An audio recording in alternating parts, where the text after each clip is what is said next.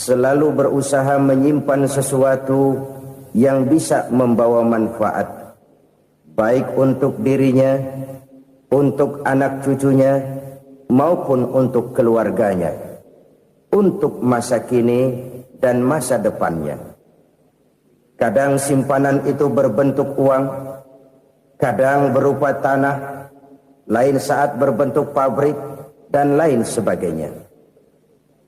Sementara masa depan yang paling pasti adalah akhirat.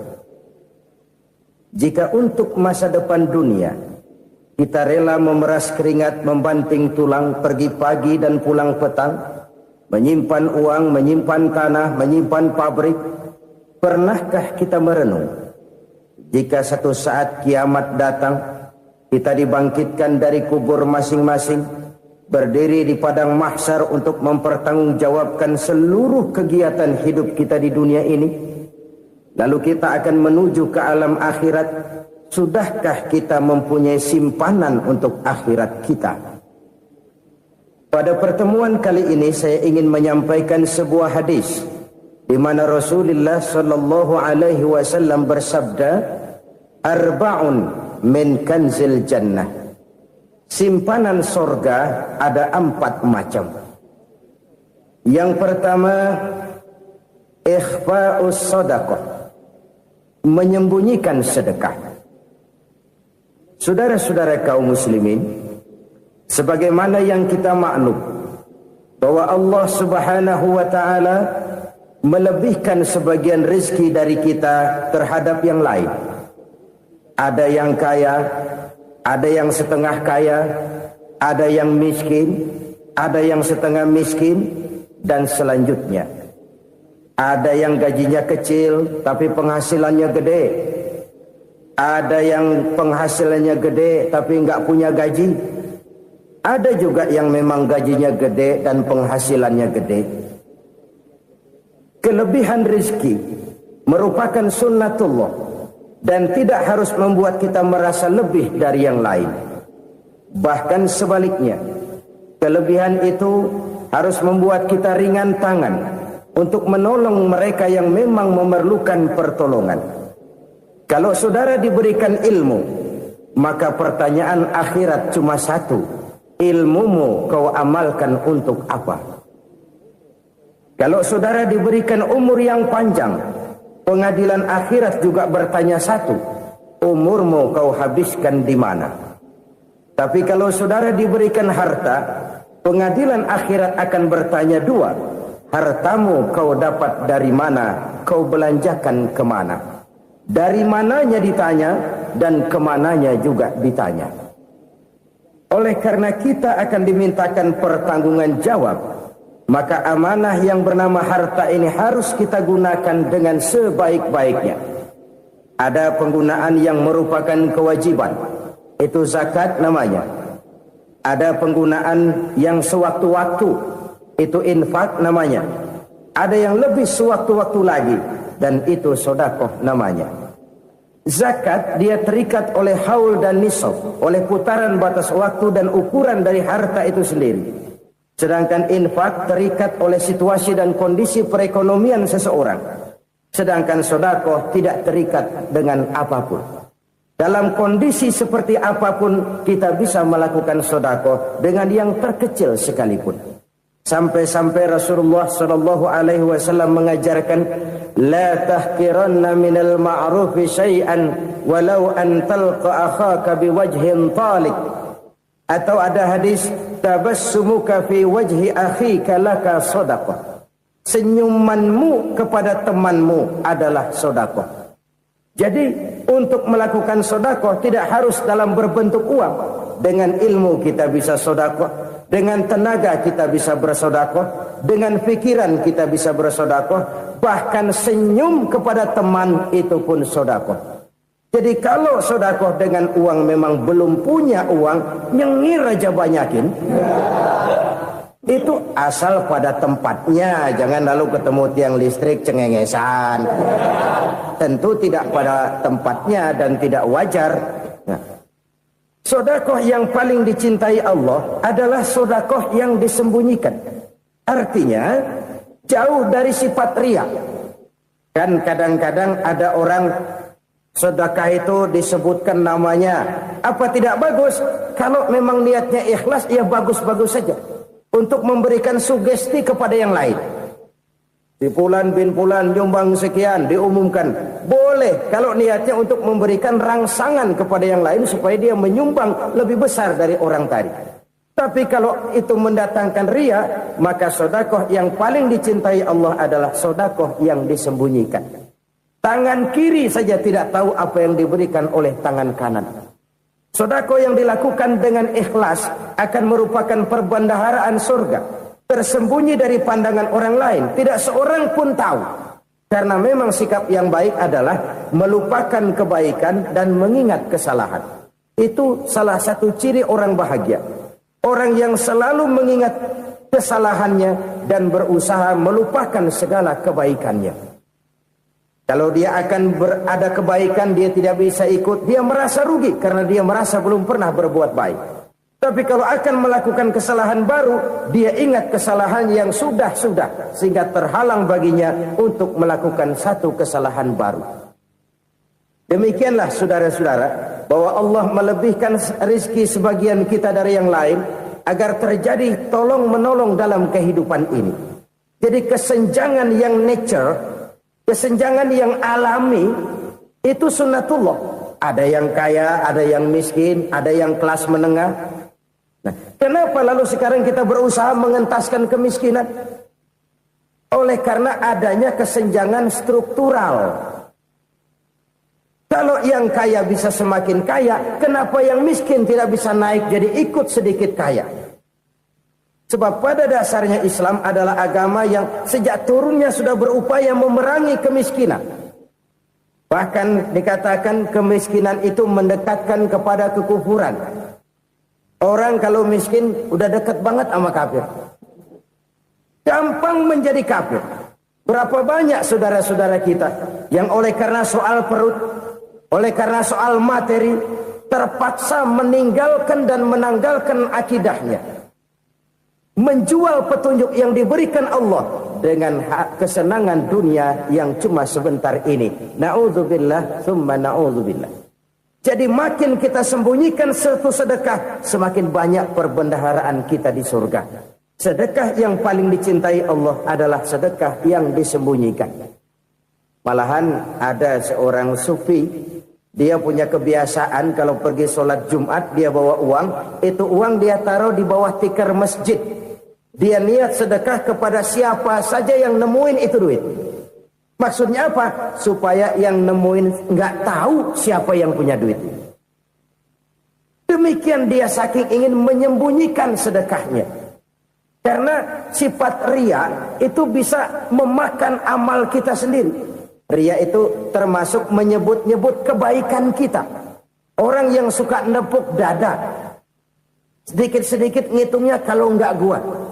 Tuh kalau nggak gua tuh. Tuh yang belas itu kalau nggak gua. Iya kalau nggak lu kenapa emang? Orang yang suka menepuk jasad. Tuh biasanya memang begitu saudara-saudara. Kalau perang lagi berkecamuk, orang nggak sempat ngaku jadi pahlawan. Tapi begitu perang selesai, yang kagak kenal bedil ngaku pahlawan, mas.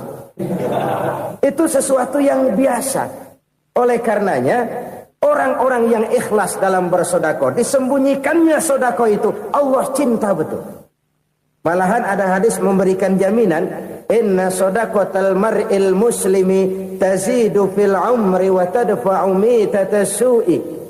Sesungguhnya sedekahnya seorang mukmin tazidu fil umri, bisa menambah umur panjang. Wa tadfa'u mitatas su'i, dan menyelamatkan manusia dari mati secara su'ul khatimah. Jadi siapa yang kepengen panjang umur, banyaklah sedekah. Yang bosan hidup, pelit terus. Sedekah menambah panjang umur dan menyelamatkan manusia dari mati secara su'ul khatimah. Pak, katanya umur itu nggak bisa ditambah, nggak bisa dikurangin.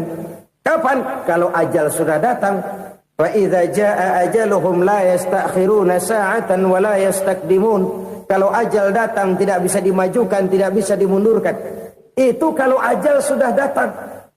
Tidak bisa lagi umur ditambah dikurangi, sudah datang. Tapi kalau belum datang, itu kan haknya Allah. Mau ditambah, mau dikurangi, hak prerogatif Allah. Sebagai pencipta manusia, Allah maha kuasa dan maha mampu. Sedekah ini menambah panjang umur dan menyelamatkan manusia dari mati secara su'ul khatimah. Itu orang mati kan sama ya, kondisinya mati, nggak nafas. Tapi hakikat mati kan lain-lain. Ada yang mati itu husnul khatimah, baik akhirnya. Misalnya lagi ngaji mati, lagi sholat mati, lagi sedekah mati. Ini yang dinamakan dengan husnul khatimah, baik di akhirnya. Sebaliknya ada yang su'ul khatimah, jelek di akhirnya. Ini yang jadi catatan akhir. Lagi nyekek botol, mampus. Lagi banting kartu, modar. Su'ul khatimah, jelek pada akhirnya. Sedekah menyelamatkan manusia dari mati secara su'ul khatimah. Dan kita semua kepengen mendapat husnul khatimah, jauh dari su'ul khatimah.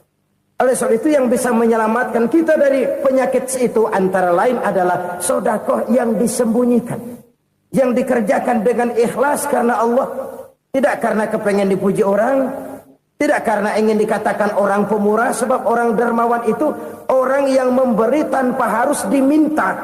Kalau masih harus diminta, ya belum dermawan namanya, masih harus diminta.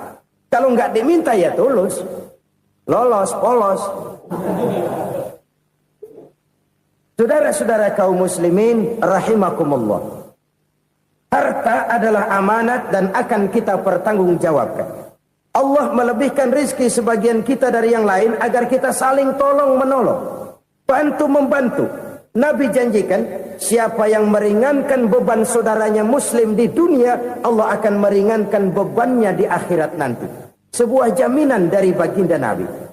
Si orang yang kita bantu barangkali tidak bisa membalas, Allah yang akan membalas lewat jalan lain yang tidak pernah kita sangka-sangka. Ada orang tanya, Pak, ini ada orang nyumbang masjid sambil marah-marah, bagaimana? Saya bilang sumbangannya aja ambil, marahnya jangan. Marahnya jangan diambil, itu urusan dia. Saudara-saudara kaum muslimin rahimakumullah. Umat Islam ini kan umat yang punya potensi besar. Kadang kita merenung, kenapa kadang-kadang pembangunan masjid kok lambat sekali? Kalau hotel hari ini peletakan pertama, bulan depan peresmian. Supermarket hari ini peletakan batu pertama, minggu depan peresmian. Tapi kalau sudah yang namanya masjid, kadang-kadang peletakan batu pertama sekaligus jadi batu terakhir. 3 tahun, 4 tahun, campur nebar jalak di jalanan. Duit dijaring kayak ikan sepat. Apa tidak ada orang Islam yang kaya? Banyak. Apa tidak ada pengusaha muslim yang jadi konglomerat? Ada. Lalu yang belum banyak itu yang komit terhadap nilai-nilai agamanya. Akhirnya kita jatuh jadi umat yang lemah. Belum ada pengusaha konglomerat muslim buka pabrik supermi cap beduk misalnya umpamanya atau pabrik kecap cap sorban supaya identitas keislamannya sedikit kelihatan. Kita jatuh jadi umat yang lemah karena potensi tidak terinventarisir dengan baik. Kita ini ibarat kompor yang cuma matengin nasi orang lain. Potensi kita dimanfaatkan oleh orang lain. Ukhuwah Islamiyah kita baru terbatas kepada silaturahmi. Ukhuwah di bidang ekonomi kita lemah. Ukhuwah di bidang kebudayaan kita lemah. Apalagi ukhuwah di bidang politik kita lebih rapuh lagi. Padahal ukhuwah itu adalah totalitas kehidupan manusia. Menyangkut ipolek sosbud. Memerlukan nilai-nilai ukhuwah. Jadi oleh karena itu mari kita menyadari. Di dalam harta kita, walaupun kita yang cari, pergi pagi, pulang sore, peras keringat, banting tulang, di sana ada harta anak yatim. Di sana ada hak masjid. di sana ada hak pesantren, di sana ada hak jihad. Berbahagialah seseorang apabila dia oleh Allah dijadikan keran. Keran itu menyimpan air, tapi tidak untuk dirinya, tapi disalurkannya kepada mereka yang memang memerlukannya. Saudara-saudara kaum muslimin rahimakumullah, ini yang pertama. Jadi perbendaharaan surga adalah menyembunyikan sedekah. Orang lain nggak tahu, kita pun nggak pernah ngitung-ngitung. Kita anggap lewat begitu saja, padahal itu deposit akhirat. Satu. Yang kedua, perbendaharaan surga itu apa? Wa kitmanul musibah, menyembunyikan kesulitan. Kadang orang takut menghadapi kesulitan. Tapi makin kita merenung, hidup ini kan sebenarnya urusan. Takut sama urusan, ya jangan hidup. Tandanya orang hidup itu kalau punya urusan. Urusan melupakan problem. Problem sering menimbulkan kesulitan. Kesulitan bukan untuk ditakuti, tapi untuk diatasi dan dicarikan jalan keluarnya. Siapa sih orangnya yang gak pernah sulit-sulit? Makin tinggi status sosialnya, makin gede urusannya. Makin tinggi kualitas imannya, makin berat tingkat kesulitannya. Cuma memang yang namanya enak itu seperti pelangi. Biang lala itu nggak pernah di atas kepala kita, di atas kepala orang melulu. Lo sih enak lo, kata kita. Dia juga bilang yang enak kan lo. Pelangi itu nggak pernah di atas kepala kita. Kata tukang beca, aduh enak ya naik Mercy. Kata tukang beca, apa yang di dalam mobil Mercy? Aduh enak bener tukang beca, di jok ngeringkuk ngorok pulas bener. Saya kamar pakai AC sejuk, tempat tidur sutra empuk, alga spring bed, kulak kulik nggak bisa pulas kalau belum minum Valium, belum tidur. Enak bener tukang beca, di jok ngorok nggak tahu wetan kulon. Si tukang beca bilang yang di Mercy enak, yang di Mercy bilang tukang beca enak. Inilah enak. Nggak pernah di atas kepala kita, di atas kepala orang lain melulu enak itu. Nah, saudara-saudara, yang merupakan perbendaharaan surga itu orang yang bisa menyembunyikan kesulitan, baik pribadi ataupun rumah tangga. Nih terutama rumah tangga yang jadi soalnya. Kadang-kadang kita ini kalau senang, sebaliknya kalau senang kita diam, kalem aja, cuek. Banyak banget duit kita bawaan, diam aja udah. Malah ketemu orang takut. Tapi begitu susah, sekampung tahu. Padahal Nabi mengajarkan perbendaharaan surga itu menyembunyikan musibah, menyembunyikan kesulitan. Kalau enak, cerita sama orang-orang. Kalau nggak enak, rasain sendiri, tekan sendiri, atasin sendiri. Kita kan sebaliknya. Senang kita diam, asal lagi susah, paling tidak kita nyari teman buat cerita kesusahan. Siapa orangnya yang nggak pernah susah? Cuma soalnya bagaimana kita mengatasi kesusahan itu sendiri. Begitu juga misalnya kalau orang sudah berumah tangga, itu orang tuanya harus menjadi tempat dia cerita yang enak-enak saja. Yang nggak enak rasain berdua, selesaikan berdua, atasin berdua. Jangan dibalik. Asal senang diam, giliran susah aja. Maknya laporan. Terbalik. Bisa menjaga security informasi. Maka nama bayam keluar diam, malah seluitan. Enak amat lo makan daging ayam. Security informasi. Saudara-saudara kaum muslimin rahimakumullah. Ujian yang terberat itu yang pernah diberikan kepada para nabi, para rasul, para aulia, para ulama. Makin tinggi keimanan, makin berat bentuk kesulitan. Ayo saya kemukakan satu contoh saja. Ada seorang nabi yang kaya, nabi kaya, namanya Nabi Ayub. Iblis kalau orang begini kan keki, ibadahnya rajin, kaya. Nih yang kayak begini susah digodain. Kalau ibadahnya rajin, miskin, kali bisa disogok. Sini imannya mantap, ibadahnya rajin, kaya, nabi lagi. Oh, tapi namanya iblis nggak kurang akal. laporan. Tuhan, kenapa Les? Ya ini bahasa saya, bahasa Qur'annya sih nggak gitu. Itu hambamu yang namanya Ayub, dia rajin ibadah cuma karena dikasih kaya aja. Coba kasih miskin dia, berhenti dia sembahyang. Ah, kamu bisa aja. Saya tahu Ayub itu hambaku yang ikhlas. Saya buktiin Tuhan, silahkan. Dibuktiin lah, iblis turun ke alamin.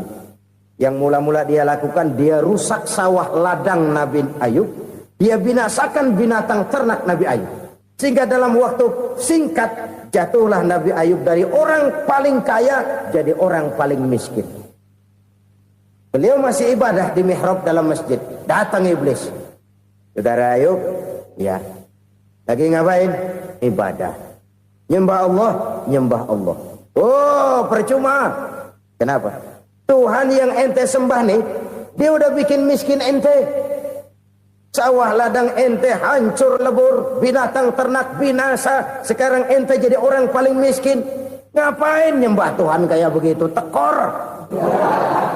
Udah berhenti dah ibadah, berhenti ibadah. Ini iblis sama Tuhan laporannya lain, yang dikerjakan kepada Nabi Ayub juga lain. Benar begitu iblis, kata Nabi Ayub. Iya, sawah ladang saya habis, buras. Binatang ternak saya binasa, binasa. Saya miskin, bangpak. Apa jawab Nabi Ayub? Bukan innalillahi, ya ini hebat. Alhamdulillahillazi a'tani wa akhadha minni. Segala puji bagi Allah yang telah memberikan harta kepada saya dan sekarang mengambilnya lagi. Alhamdulillah. Allah yang ngasih, Allah yang ambil. Itu mah urusan Allah. Iblis cuman ibadah jalan terus, sujud lagi Nabi Ayub. Iblis seleher gondok banget. Dasar Nabi nggak mempan dia apa-apain. Miskin malah alhamdulillah. Allah yang ngasih, Allah yang ambil. Jadi kalau kita tidak komit, kita tidak terikat kepada kaya, miskin, senang, susah, apa yang bisa bikin kita susah? Jadikan kekayaan, kemiskinan, jadikan senang, susah sebagai anak buah yang bisa kita atur. Jangan kekayaan ngatur kita, jangan kemiskinan ngatur kita. Kita yang harus mengatur mereka. Senang, susah, kaya, miskin, bahagia, sengsara, jadikan itu anak buah yang bisa kita atur. Kalau sekarang kita kaya, lain saat boleh jadi kita miskin, semiskin-miskinnya. Allah yang ngasih, Allah yang ambil. Tenaga mana yang bisa menghalangi? Ibadah jalan terus. Iblis makin gondok. Dasar Nabi loh. Akhirnya apa? Nabi Ayub dikerjain, diberikan penyakit. Demikian fatal penyakitnya. Bayangin, udah miskin sakit. Masya Allah. Miskin sakit. Sakitnya nggak lama, kira-kira 16 tahun. Istrinya 3, 2 mental minta ceraiin. Ngerawatin laki bengek begini. Senang belum tentu, susah udah pasti nih. Cerai aja, cerai dah. Cerai. Tinggal satu Siti Rahmah yang setia menemani beliau. Sesetia-setianya hati perempuan. Satu saat Siti Rahmah bilang, "Bang, iya, abang kan Nabi, Bang. Lalu, namanya Nabi kan doanya jarang meleset, Bang. Maksud kamu minta kenapa sih sama Tuhan biar abang sembuh baik dah, Bang?" Siti Rahmah, iya. Saya sakit berapa tahun sih dah? 16 tahun, Bang. Sebelum ini saya sehat berapa tahun? Ya kira-kira 60 tahun, Bang. Nah, coba ente banding-bandingin, Rahmah. Saya dikasih sehat 60 tahun. Dikasih sakit 16 tahun. Sudah nggak sabar mau doa kepada Allah minta sembuh. Saya malu kepada Allah. Diuji dengan yang luar biasa seperti ini, tidak mengganggu stabilitas kehambaannya. Dia tetap menghamba kepada Allah Subhanahu wa ta'ala. Saudara-saudara kaum muslimin rahimakumullah. Kunci menghadapi kesulitan itu apa? Allah jelaskan dalam satu ayat, wa basyiris sabirin alladzina iza asabathum musibah qalu inna lillahi wa inna ilaihi raji'un. Gembirakan orang-orang yang sabar. Siapa mereka itu? yang apabila mendapat musibah mereka kembali kepada keyakinan dasar segalanya dari Allah dan segalanya akan kembali kepada Allah. Ini konsepsi dasar dari sikap muslim dalam menghadapi berbagai kesulitan. Segalanya dari Allah, segalanya akan kembali kepada Allah. Kalau ini sudah kondisi dasarnya, maka kita akan lapang menghadapi kenyataan bagaimanapun pahitnya. Apakah itu namanya miskin, apakah itu namanya sakit, bahkan maut sekalipun. Maut sekalipun. Segalanya dari Allah, segalanya akan kembali kepada Allah. Ini sikap hidup, bukan sekedar ucapan. Kita kadang-kadang menjadikannya sebagai ucapan. Mulutnya sehingga berhenti, innalillahi wa inna ilaihi rajiun, tapi nangisnya terus gerung-gerungan. Bukan itu, ini kesadaran moral. Kalau segalanya dari Allah, segalanya kembali kepada Allah, kan sebenarnya cuma nunggu giliran. Hari ini saya nyembayangin dia, entah hari apa saya disembayangin orang. Hari ini saya antar dia ke kubur, entah hari apa orang nganterin saya ke kubur. Hari ini saya tahlilkan dia, entah nanti kapan orang tahlilkan saya. Segalanya dari Allah, segalanya akan kembali juga kepada Allah. Oleh sebab itu saudara-saudara, kesulitan bukan untuk ditakuti.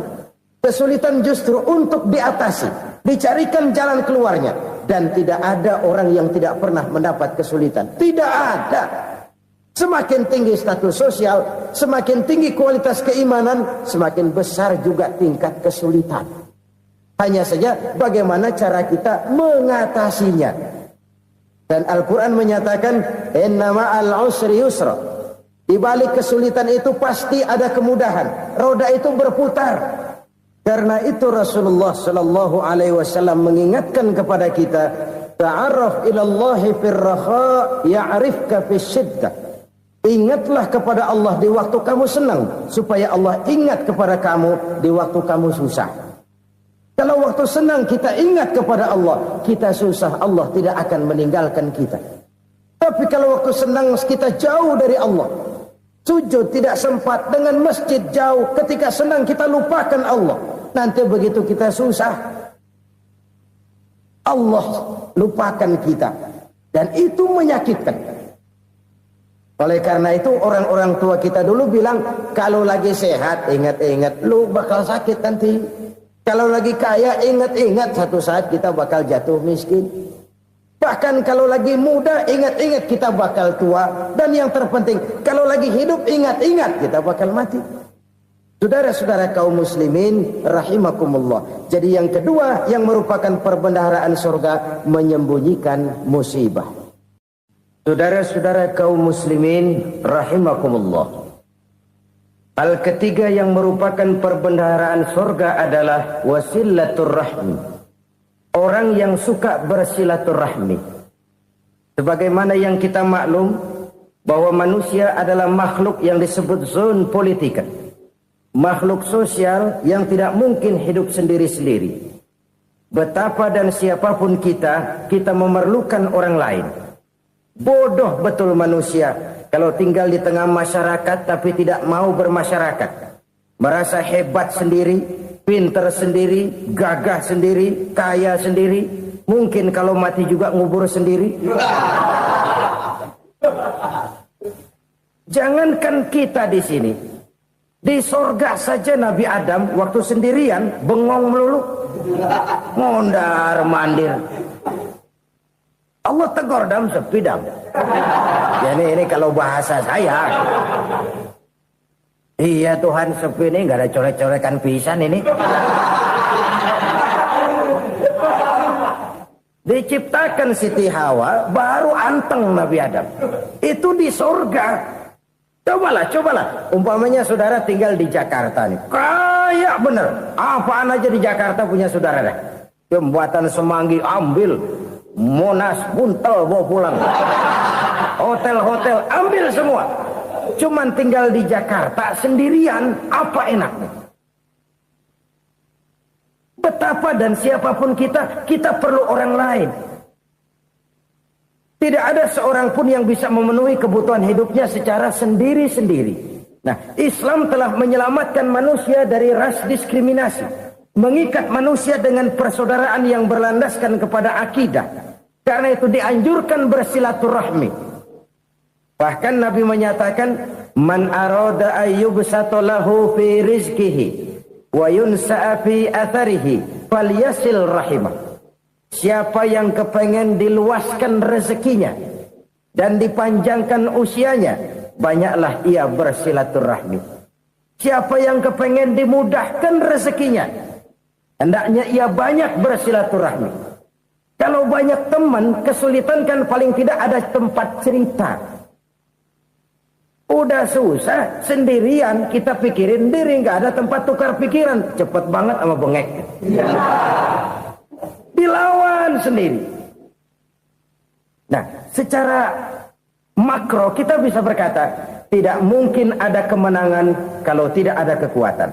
Tidak ada kekuatan kalau tidak ada kesatuan dan persatuan. Tidak mungkin ada kesatuan dan persatuan tanpa semangat silaturahmi. Kalau umat Islam mau menang, dia harus kuat. Kalau umat Islam mau kuat, dia harus bersatu.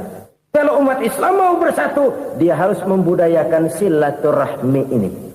Bahkan sampai-sampai kata Nabi, kalau bisa cari nilai tambah. Apa? Silman koto'ak. Bersilaturahmilah kau kepada orang yang marah denganmu. Masya Allah, indahnya ajaran agama kita.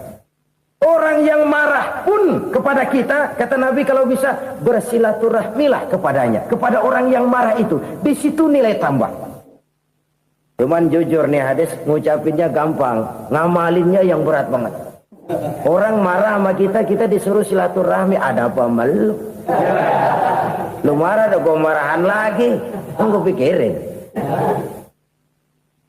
Saudara-saudara kaum muslimin rahimakumullah. Tapi ini yang diajarkan, bahkan ini yang dicontohkan oleh baginda Rasul. Bagaimana begitu mudah, misalnya satu saat Abu Jahal ini ngatur strategi bagaimana bikin Muhammad celaka. Dia gali lubang di depan tempat tidurnya. Dia tutupin daun korma. Terus dia panggil seseorang, ke sini. Kasih tahu Muhammad, pamannya sakit keras, minta ditengokin. Berangkat orang ini ke sana. Muhammad, labbaik. Pamanmu sakit keras, dia minta ditengokin. Baik, saya akan datang menjenguk beliau. Berangkatlah Nabi ke rumah Abu Jahal tanpa prasangka apapun. Abu Jahal udah pasang setil, selimut 3 rangkap setengah dipakai. Persis kayak orang meriang. Tapi sembari ngintip dari balik selimut. Begitu Muhammad buka pintu, nah, masuk perangkap nih. Muhammad jalan menuju tempat pembaringan. Makin lama makin dekat, makin lama makin dekat. Makin dekat ke lubang yang dipasang oleh Abu Jahal itu. Dalam hati Abu Jahal, terus dah jatuh, mampus dah lu ini. Mampus lu hari ini nih. Apa yang terjadi? Malaikat Jibril datang. Muhammad, pamanmu cuma pura-pura sakit. Di depan tempat tidurnya ada lubang perangkap supaya kamu jatuh ke situ. Sudah, kamu pulang. Balik kanan Nabi. Sudah hampir jatuh ke lubang, balik kanan, pulang. Bayangin kecewanya Abu Jahal. Muhammad dikit lagi, Muhammad dikit lagi. Enggak paman, saya pulang aja. Emosi bangun dari tempat tidur, enggak sadar kalau lagi pura-pura sakit. Lompat ngejar Nabi, dia lupa dengan lubang yang dia gali. Serak, nyemplung sendiri ke dalam lubang.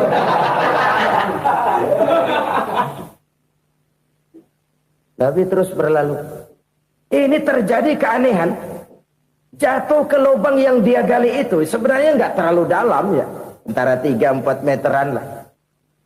Tolong saya jatuh ke lubang ini. Datanglah pelayan-pelayannya itu. Angkat saya dari sini. Oh, yang ngulurin tambang. Satu gulung, belum juga nyampe itu tambah. Kurang, beli lagi ke warung. Sambung, ulur lagi, nggak juga bisa sampai. Wah, ini kerjaan Muhammad ini.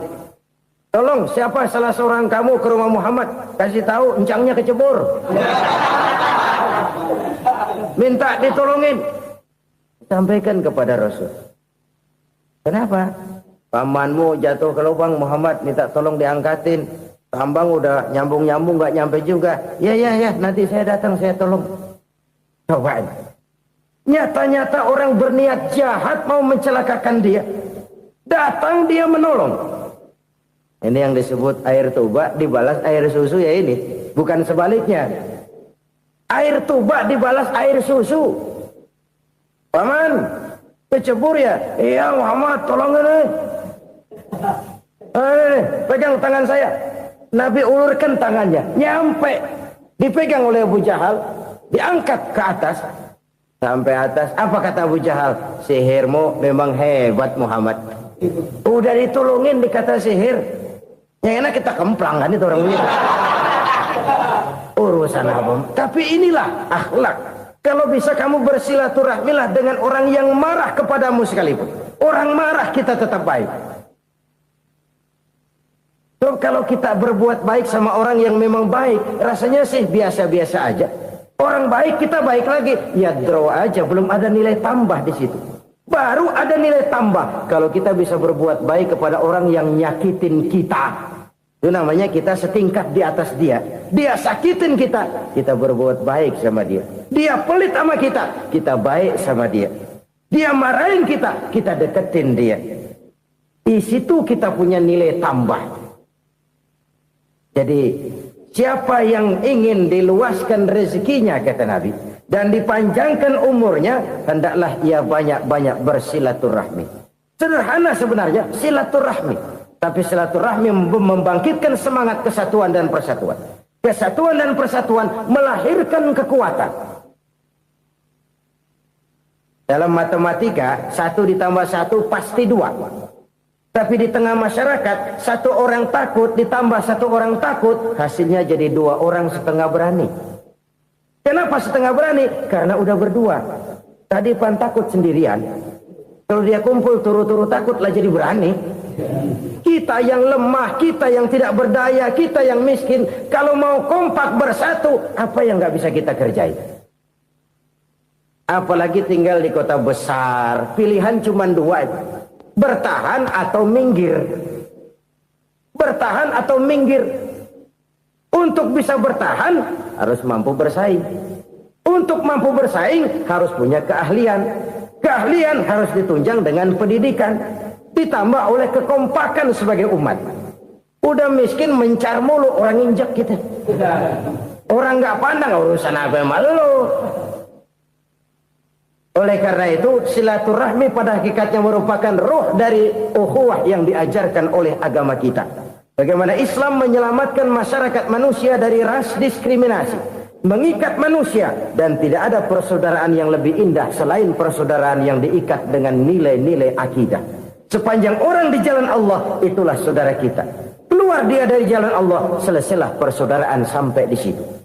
Karena itu, kalau ingin menyimpan sesuatu di surga, banyaklah bersilaturahmi. Datang ke rumah ini, datang ke rumah itu, dan lain sebagainya. Itu simpanan kita di akhirat nanti. Ini yang ketiga. Saudara-saudara, yang keempat, perbendaharaan surga itu apa? Wa qawlu la hawla wa la quwwata illa billah. Ucapan la hawla wa la quwwata illa billah. Ibadah kan ada yang berat, modalnya besar. Bangun masjid berat, modalnya besar. Bangun rumah sakit berat, modalnya besar. Ada ibadah yang berat, tapi modalnya ringan. Misalnya puasa. Puasa itu berat, mengendalikan nafsu. Kalau sekedar nggak makan, nggak minum sih enteng. Mengendalikan nafsu. Itu jihad terbesar. Tapi kan modalnya ringan, cuma niat saja. Ini ibadah berat, modalnya ringan. Ada ibadah yang ringan, modalnya juga enteng. Seperti termasuk ucapan la haula wa la quwwata illa billah. Tanpa sadar, la haula wa la quwwata illa billah. Nyelengin tuh di surga. Nyelengin, kita nggak terasa. Nyelengin simpenan akhirat. La haula wa la quwwata illa billah. Nyimpan lagi. Kaget, la haula wa la quwata illa billah, nyimpan lagi, banyak simpenan. Walaupun sebenarnya yang dimaksud di sini adalah kesadaran batin bahwa tidak ada daya dan kekuatan kecuali Allah. Itu intinya. Kita memulai pekerjaan disunahkan baca bismillah, kan begitu. Apa itu? Kesadaran moral Bahwa ini saya bisa kerjakan. Saya kerjakan ini dengan menyebut nama Allah. Kenapa? Kalau Allah tidak memberikan daya dan kekuatan, mana mampu saya kerjakan ini. Maka saya kerjakan ini dengan menyebut nama Allah. Bismillah. Kesadaran moral. Manusia hanya wajib berusaha, tapi nggak pernah wajib berhasil. Banyak hal-hal yang kalau kita renungkan secara rasio nggak mungkin. Tapi jadi kenyataan. La haula wa la quwata illa billah. Tidak ada daya dan kekuatan kecuali bagi Allah semata-mata. Kesadaran moral akan kelemahan dan keterbatasan makhluk bernama manusia. Kadang kita kagum dengan otak, tapi kita sering lupa sama yang bikin otak. Padahal bagaimanapun hebatnya otak, yang bikin otak pasti lebih hebat dari otak. Nggak percaya, silahkan otak-otakan. Inilah kecenderungan. Kita kagum dengan pesawat-pesawat mutakhir, bukan main, besi gede banget terbang itu. Alangkah hebatnya. Lalu apa yang bikin otak tidak lebih hebat dari itu semua? Kita puji laut, apa yang bikin laut tidak lebih hebat dari laut itu? La haula wa la quwata illa billah. Tidak ada daya dan kekuatan kecuali Allah. Apa yang bisa kita lakukan? Kalau tidak karena daya dan kemampuan yang diberikan oleh Allah kepada kita. Lahirlah sikap tawadu, rendah hati. Tidak melonjak menjadi angkuh dan sombong. Sadar akan kelemahan dan keterbatasan diri. Sebagai makhluk yang diciptakan oleh Allah subhanahu wa ta'ala. Jadi satu sisi ini ucapan yang berpahala. La haula. Jadi wiridan. Pada sisi lain ini kesadaran moral. Sikap mental, kesadaran batin, bahwa yang punya daya dan kekuatan itu cuma Allah. Kita nggak pantas untuk sombong, sebab sombong itu pakaiannya Allah. Kita nggak sedang pakai pakaian Allah, kegedean. Dan makin kita renungi, makin terbentur. Apa sih yang bisa kita sombongin? Kita mau sombong apa? Kaya, pintar, itu kan semua relatif. Di atas langit masih ada langit lagi. Jadi oleh karenanya, marilah kita menyadari. Manusia hanya wajib berusaha, tapi tidak pernah wajib berhasil. Yang berusaha saja tidak wajib berhasil, apalagi yang tidak berusaha. Islam bukan agama orang pemalas yang selesai sholat lalu ngelohom, nggelenggem ayem-ayem. Tapi Islam bukan agama orang sombong yang setelah berusaha lalu tidak memerlukan Allah. Kita bisa saja bikin proyeksi, tahun sekian kita bakal panen besar menurut perhitungan otak. Tapi ada kejadian lain. Apa? Tikus ngambek. Habis itu dimakanin tikus, panen gagal. Proyeksi rasional gagal oleh tikus-tikus yang ngambek itu. Bisa saja terjadi. Tahun depan kita panen besar. Urung. Kenapa? Musim panas panjang. Dan sekarang ini koran-koran bikin berita musim mengalami penyelewengan. Bukan cuma manusia yang nyeleweng sekarang. Musim pakai nyeleweng. Mestinya kan musim hujan udah selesai. Masih hujan-hujan juga. Musim. Nah sekarang kita boleh bikin proyeksi. Kita bakal panen besar. Tahu-tahu musim panas panjang. Sawah retak, air kering. Cari teknokrat yang paling botak. Suruh pendekin tuh musim panas. La haula wa la quwata illa billah. Inilah kesadaran moral. Saudara, saya teringat satu saat ada seorang konglomerat. Umurnya ya kira-kira 70-an. Suatu saat dia ditanya oleh wartawan, "Pak, umur Bapak berapa sih?" "Ya paling 10 tahun." 10 tahun? 10 tahun? Anak Bapak berapa orang? Aduh. Satu saja? Satu. Harta Bapak berapa? Ya paling-paling bangsa 7 juta kali. 7 juta? Iya. Pak, kenapa Bapak bohongi saya? Bapak punya buku biografi. Koran-koran, majalah-majalah banyak memuat cerita riwayat hidup Bapak. Saya tahu umur Bapak 70. Kenapa bilang cuma 7 tahun? Saya tahu anak Bapak 8. Kenapa cuma bilang 1? Saya tahu harta bapak miliaran, mungkin triliunan, pabrik di mana-mana, bank di mana-mana. Kenapa bilang uang bapak cuma 7 juta? Nah, kata si konglomerat tadi, kamu benar nak, kamu benar. Umur saya kalau jumlahnya memang 70 nak. Cuman ingat-ingat saya, baru 7 tahun terakhir ini saya sujud. Baru 7 tahun terakhir ini saya berusaha dekat dengan Allah. Saya laksanakan perintahnya, saya jauhi larangannya.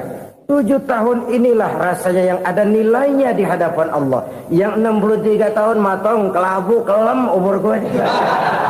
Habis untuk maksiat, untuk munkarat. Maka ketika ditanya tadi, umur saya 7 tahun itu.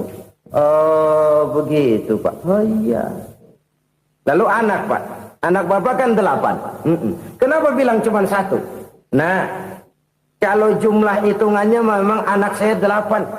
Tapi dari 8 orang ini rasanya cuma 1 nih.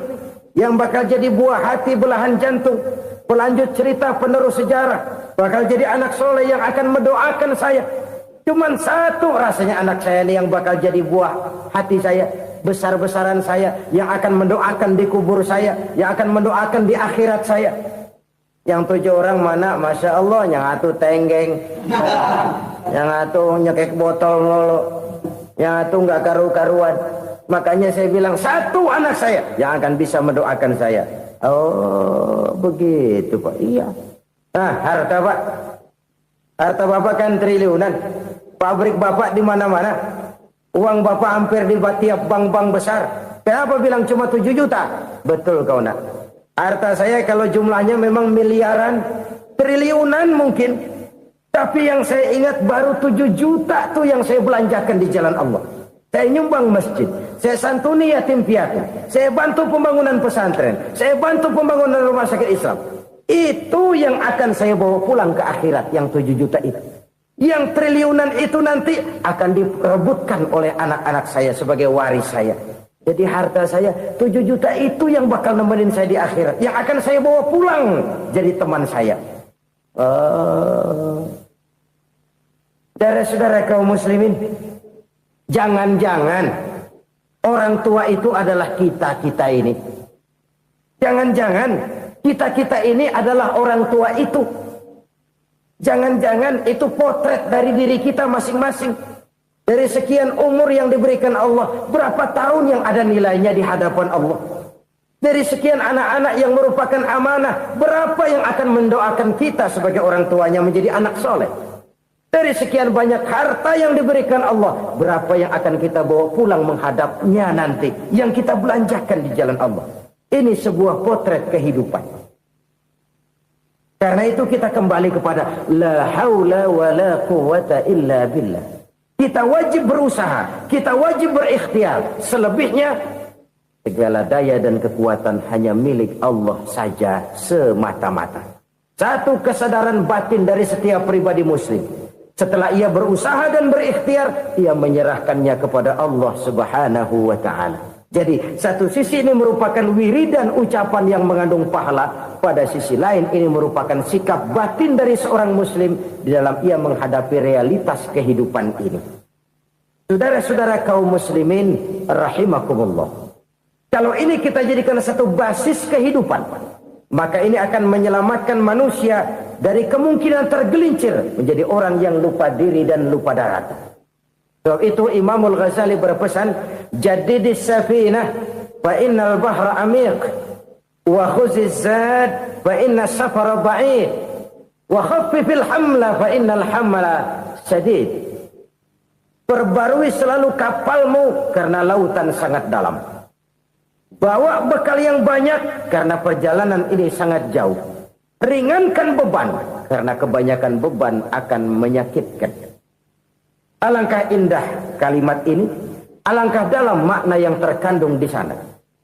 Perbarui selalu kapalmu karena lautan sangat dalam. Apa artinya ini? Jaga mentalmu baik-baik. Pelihara imanmu baik-baik karena hidup penuh cobaan seperti lautan. Kita kalau berlayar di lautan kan kadang-kadang tenang, angin bertiup sepoi-sepoi basah. Jika malam datang bintang gemintang bertabur menghias cakrawala. Rembulan memantulkan sinarnya dengan indah. Dalam keadaan begitu berlayar enak. Tapi lain saat ombak menggunung, halilintar menyambar, angin topan bertiup. Berapa banyak sudah saudara-saudara kita yang tenggelam di lautan dunia tanpa sadar bahwa dia belum sampai kepada pantai yang akan dituju. Berapa banyak sudah saudara-saudara kita yang tenggelam di lautan dunia ini tanpa sempat bangkit lagi. Dia menyangka sudah sampai kepada tujuannya. Hati-hati kapal jangan sampai bocor karena lautan sangat dalam. Iman ini jaga baik-baik karena hidup penuh dengan ujian. Wa khuzizat fa inna safara ba'id. Bawa bekal yang banyak karena perjalanan sangat jauh. Saudara mau ke Bandung, bawa duit. Saudara mau ke Surabaya, banyakan lagi duitnya. Saudara mau ke Mekah, gepokan, iketan tuh duit nggak lembaran lagi. Makin jauh perjalanan, makin banyak bekal yang harus kita bawa. Kalau saudara dari Jakarta mau ke Surabaya, kagak bawa duit berangkat juga, itu sih bukan berani namanya, nekat. Sampai Surabaya belum tentu, sengsara di jalan udah pasti. Kenapa? Nggak bawa bekal berangkat. Sama juga kita nih, misalnya belum sempat sembahyang, mati. Waduh, berani banget orang. Belum punya bekal, mati. Sengsara di jalan. Atau bekal tidak cukup. Dari Jakarta saudara mau ke Surabaya, bawa duit 500 perak. Paling jauh Cikampek nyampenya itu. Paling jauh itu. Antara jauhnya perjalanan dengan bekal yang saudara bawa tidak seimbang. Hidup ini perjalanan panjang. A walking tour. Dimulai dari alam arwah. Sebelum jasad diciptakan, roh diciptakan lebih dulu. Dari situ pindah ke alam rahim. Dari alam rahim pindah ke alam dunia. Dari alam dunia pindah ke alam barzah. Baru menuju akhirat. Satu perjalanan panjang. Kalau bekal tidak bawa, sengsara di jalan. Bawa bekal yang banyak karena perjalanan ini sangat jauh. Wa khaffifil hamla, ringankan beban karena beban itu cuma akan menyulitkan. Kalau bekal itu sih keperluan, tapi beban nggak kita perluin, coba ngeberat-beratin. Apa ini beban? Dosa, kecurangan, kebatilan, kezoliman, ketidakadilan, kesewenang-wenangan. Itu akan jadi beban kita di akhirat. Alangkah celakanya, perjalanan panjang, bekal tidak bawa, beban kelewat banyak, alamat sengsara di jalan. Pahala tidak ada, dosa berlipat ganda. Na'udzubillah, summa na'udzubillah. Kalau kita rangkum nasihat Al-Ghazali dengan kisah si konglomerat tadi, kita akan mengambil kesimpulan. Pertama, bekal terbaik dalam menghadapi gejolak kehidupan ini tidak lain adalah iman. Yang kedua, pahala dan dosa. Dua hal kontroversial. Pahala adalah bekal, dosa adalah beban. Tapi kita sekarang kan tidak begitu terangsang kepada yang abstrak. Orang berlomba mencari yang konkret-konkret saja. Yang real. Kalau memang dosa, benjol dong. Kira-kira begitu. Kira-kira begitu. Persis orang Yahudi dulu. Orang Yahudi itu kan pernah minta kepada Nabi Musa. Ya Musa, lan nu'mina laka hatta narallaha jahrah. Musa, kami nggak bakal mau beriman kepada Allah kalau belum kami lihat Allah ada nongkrong di depan kami. Kalau memang Tuhan ada, taruh dong di depan kami. Mau yang konkret-konkret saja. Kalau memang dosa, benjol dong. Kalau memang pahala, berasa dong. Orang terangsang kepada yang real, yang konkret-konkret saja. Karena itu, untuk mengejar dosa, orang mau bayar. Tapi untuk mengejar pahala, walaupun tidak bayar, orang segan. Ini yang dikatakan oleh Nabi, kamu mengharapkan ke surga, tapi kamu berat melaksanakan sesuatu yang bisa membawa kamu ke surga. Kamu ingin jauh dari neraka, tapi tiap saat kamu lakukan perbuatan-perbuatan yang justru menjerumuskan kamu ke neraka. Idda'aitum an-najata minan nar wa ramaitum fiha anfusakum. Kamu ingin selamat dari neraka, tapi kamu lemparkan diri kamu ke neraka. Kamu ingin masuk surga, tapi berat sekali kamu melakukan perbuatan-perbuatan yang bisa menyampaikan kamu di surga. Saudara-saudara kaum muslimin rahimakumullah. Jadi hal keempat yang merupakan perbendaharaan surga adalah la haula wa la quwata illa billah. Satu sisi ini merupakan ucapan yang memperberat timbangan akhirat. Pada sisi lain ini merupakan sikap hidup seorang muslim. Kesadaran batin yang sangat dalam bahwa tidak ada daya dan kekuatan kecuali Allah. Dan itu kita simbolkan pada saat memulai pekerjaan dengan Bismillah, dengan menyebut nama Allah. Satu kesadaran moral, saya hanya bisa melakukan ini karena diberikan daya dan kekuatan oleh Allah.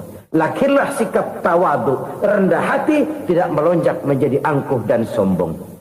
Saudara-saudara, sampai sini dulu jumpa kita kali ini. Semoga 4 perbendaharaan surga ini dapat kita lakukan, yang kelak akan merupakan bekal kita di kemudian hari nanti. Amin ya rabbal alamin. Bapak-bapak, ibu-ibu, saudara-saudara kaum muslimin rahimakumullah. Di dalam kehidupan kita sebagai seorang muslim, minimal 5 kali dalam sehari semalam kita mendengar seruan untuk mendirikan solat yang disebut azan. Ada kalimat menarik di dalam kalimat azan itu, yakni seruan hayya 'alal falah, marilah menuju kepada keberuntungan, marilah meraih kemenangan. Seruan ini adalah kecenderungan dari setiap manusia, apapun warna kulitnya. Artinya, setiap orang dalam hidup selalu ingin meraih dan mencari kemenangan. Kemenangan akan melahirkan kepuasan batin, dan kepuasan batin memberikan kebahagiaan. Sedangkan kekalahan melahirkan penderitaan batin, dan penderitaan batin menjerumuskan seseorang di dalam berbagai bentuk kerugian. Jikalau inilah seruan azan, maka masalahnya ialah apa yang menyebabkan kita meraih kemenangan. Al-Quranul Karim memberikan tuntunan dan ajaran kepada kita bahwa orang-orang yang memperoleh kemenangan itu tidak lain adalah orang-orang yang bertakwa. Hanyalah mereka yang bertakwa kepada Allah Subhanahu wa ta'ala pada akhirnya akan tampil sebagai pemenang. Lalu siapa orang yang bertakwa itu? Dijelaskan dalam awal-awal Al-Baqarah, orang yang bertakwa yang akan meraih kemenangan. Pertama, allazina yu'minuna bil ghaib, yaitu orang-orang yang beriman kepada yang gaib. Percaya bahwa ada alam yang gaib, alam yang abstrak, alam yang tidak bisa dijangkau oleh salah satu daripada panca indera kita. Mereka percaya dan beriman kepada adanya malaikat, beriman kepada adanya iblis dan jin, beriman kepada adanya alam kubur, beriman kepada adanya alam mahsyar, beriman kepada adanya alam akhirat, beriman kepada adanya surga dan neraka. Beriman bukan cuma sekedar beriman dalam ucapan bibir saja, tetapi beriman yang nilai iman itu mampu mewarnai gerak dan gaya hidupnya. Iman yang meresap sampai ke tulang sumsum, kemudian memberikan dampak positif di dalam kehidupan manusia. Alam, kita tahu, adalah sesuatu yang selain Allah, dan Allah bukanlah alam. Apapun namanya selain daripada Allah, itu adalah alam. Alam pada hakikatnya terbagi menjadi 2. Ada alam syahadah, alam nyata, alam konkret, alam yang bisa dijangkau oleh salah satu indera kita. Kemudian ada alam ghaib, alam yang tidak bisa dijangkau oleh panca indera kita, alam metafisika, alam abstrak, alam yang wajib kita imani keberadaannya. Kita percaya bahwa malaikat itu ada, Kita percaya kepada jin, bahwa jin itu ada. Kita percaya kepada adanya iblis dan setan. Bukan percaya kepada iblis dan setannya, percaya bahwa iblis dan setan itu ada. Itu termasuk salah satu daripada sifat orang yang bertakwa kepada Allah. Saudara-saudara kaum muslimin rahimakumullah, kecenderungan pembangunan yang lebih bersifat materialistis biasanya menggeser aspek kehidupan rohani. Orang berpikir empiri, dan dalam pola pikir yang demikian maka alam gaib tidak lagi mendapat perhatian. Aspek kehidupan yang bersifat rohaniah malah mulai ditinggalkan. Akibatnya terjadilah kepincangan di dalam kehidupan kita. Pernah ada satu pengalaman pribadi. Dalam perjalanan kembali ke tanah air, dalam pesawat di sebelah kanan saya duduklah seorang Jerman namanya Heiner Simonsen. Iseng saya ajak kenalan, saya ajak ngobrol, saya tanya dia. Saya bilang, Mas Heiner ini, kalau pesawat yang kita tumpangi ini jatuh ke bawah, kira-kira apa yang bakal terjadi, Mas? Dia bilang, kita semua akan mati. Begitu? Iya. Oke. Apa itu mati? Tanya saya. Dia bilang, untuk tahu apa itu mati, kita harus tahu lebih dahulu apa itu hidup. Saya pikir nih bule bisa ngomong juga. Baiklah kata saya. Apa hidup menurut Anda itu?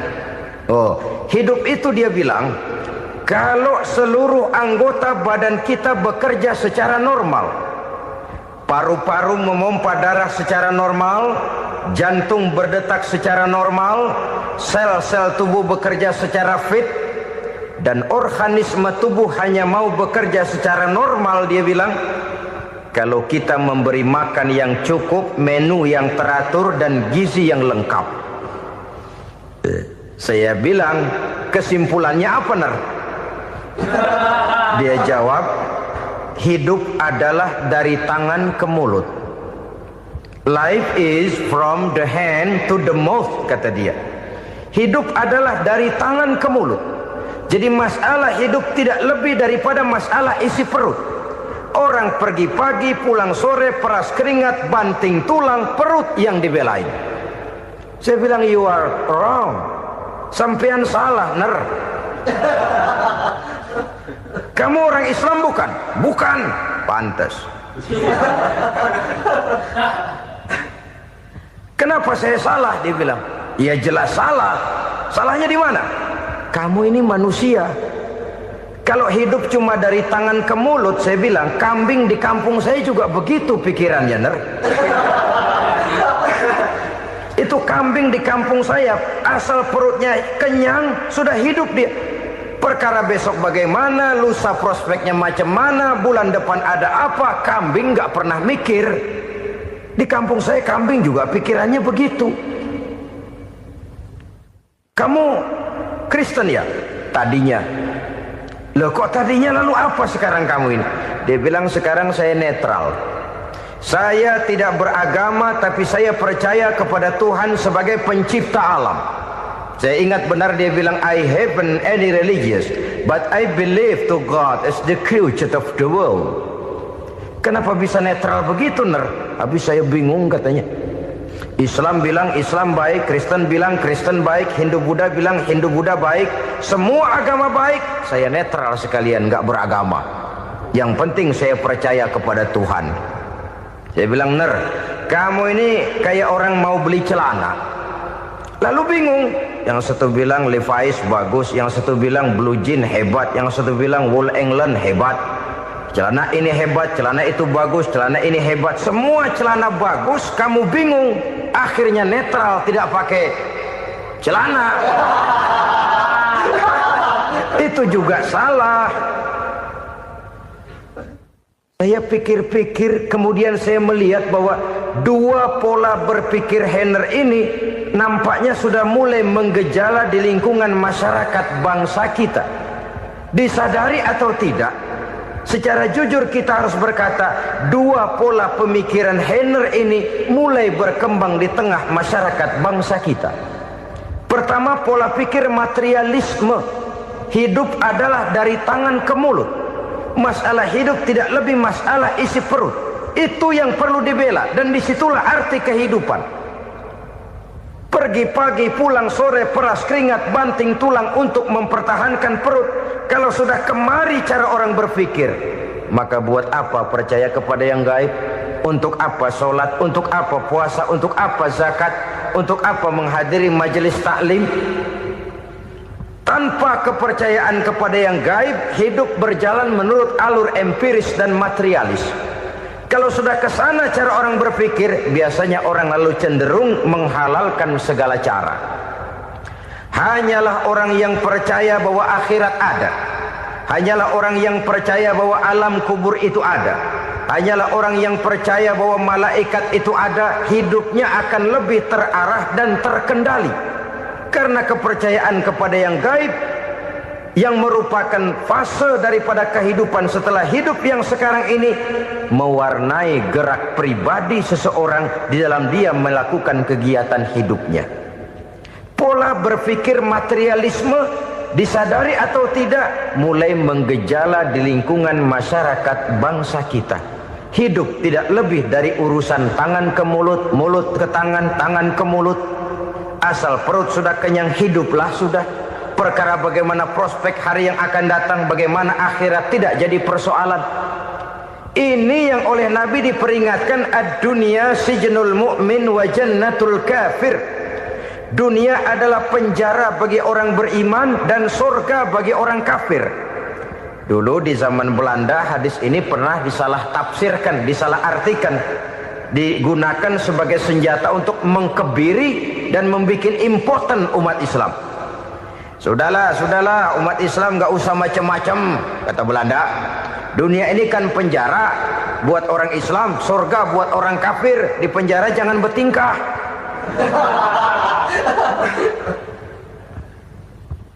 Pengertiannya tidak begitu. Dunia adalah penjara bagi orang mukmin. Artinya dalam kehidupan dunia seorang mukmin tidak bebas memperturutkan hawa nafsunya. Di penjara hawa nafsunya itu.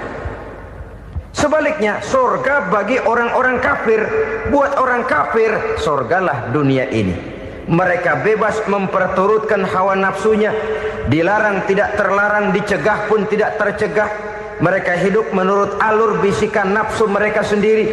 Kemudian bila ajal datang, maut merenggut nyawa, selesailah surganya sampai di situ. Maka bagi orang-orang yang tidak percaya kepada adanya akhirat, kepada adanya alam gaib, surganya sebatas umurnya. Sekali lagi, surganya sebatas umurnya. Bila umur selesai, ajal pun datang merenggut nyawa, selesailah sudah surganya sampai di situ. Alangkah pendeknya perjalanan orang-orang yang tidak percaya kepada alam gaib ini. Bagi kita mukmin, jikalau kita mampu memenjarakan hawa nafsu, kita bisa bahagia di dunia ini. Dan Islam memang tidak menyuruh kita sengsara di dunia. Raih dunia, kejar dunia, gapai dunia sebagai alat untuk mencapai kebahagiaan di akhirat nanti. Hidup adalah satu perjalanan panjang yang terbentang sejak kita terlahir dari alam rahim sampai kepada alam akhirat nanti. Andai kata kita gagal meraih kebahagiaan di dunia, toh kita masih punya akhirat. Tapi jangan jadi dalil yang melemahkan semangat. Biarin dah kita di dunia kebelangsak, yang penting akhirat. Akhirnya dunia benar-benar kebelangsak. Bagaimana dunia ini bisa kita raih, dan bagaimana meraih dunia untuk menunjang kepentingan akhirat nanti. Yang kedua, dari pikiran Heiner yang saya lihat menggejala di lingkungan masyarakat bangsa kita, timbulnya manusia-manusia netral. Seolah-olah Tuhan yes, agama no. Sama Tuhan percaya, agama ogah. Tuhan ngangguk, giliran agama godeng. Padahal hampir dalam setiap ayat dalam Quran, kata-kata amanu biasanya bergandeng dengan wa amilus shalihat. iman dan amal soleh. Ini sebagai isyarat Tuhan dan agama jangan pernah dipisah-pisah. Apabila kita bertuhan, maka kita harus beragama. Apabila kita beragama, maka agama itu harus bersumberkan dari Tuhan yang kita imani itu. Tidak mungkin kita pisah, Tuhan yes, agama no. Sama Tuhan percaya tapi agama bikin sendiri. Sembayangnya cukup bengong 2 jam madep ngulon.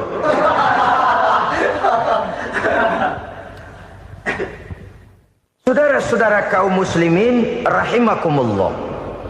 Jadi dengan demikian, agama yang kita akui merupakan unsur mutlak di dalam pembangunan sekarang ini, merupakan bagian dari kehidupan yang menuntun kita bahwa di balik alam nyata ini, di balik alam syahadah ini ada alam gaib.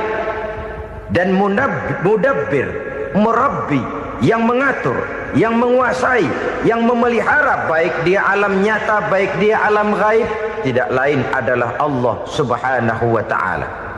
Di sana ada satu super power, satu maha kekuatan yang kita perlu bersandar kepadanya. Sebagai makhluk nyata yang hidup di alam nyata, berbuatlah secara nyata sebagaimana harusnya kita berbuat. Karena Islam jelas bukan agamanya orang pemalas. Islam jelas bukan agamanya orang yang mengajarkan setelah selesai sholat boleh duduk, nggelenggem ayam-ayam, ndelohom, menghitung bintang di langit sambil menunggu keajaiban. Tidak. Islam adalah agama yang mengajarkan apabila sholat sudah selesai kamu kerjakan, bertebaranlah di permukaan bumi, cari karunia Tuhanmu. Jangan hidup berpangku tangan menunggu keajaiban. Karena hidup bukan undian. Jangan berharap untung besar tanpa mau peras keringat.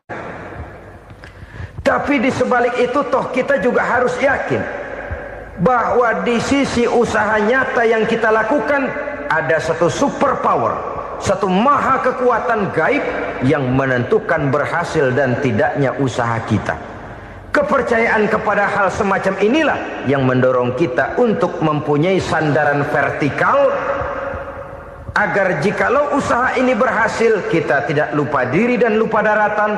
Jikalau usaha ini gagal, kita tidak putus asa dan buruk sangka, tidak cupik pandangan dan sempit hati, tapi mampu melihat persoalan dengan kacamata putih sambil husnuzon kepada Allah Subhanahu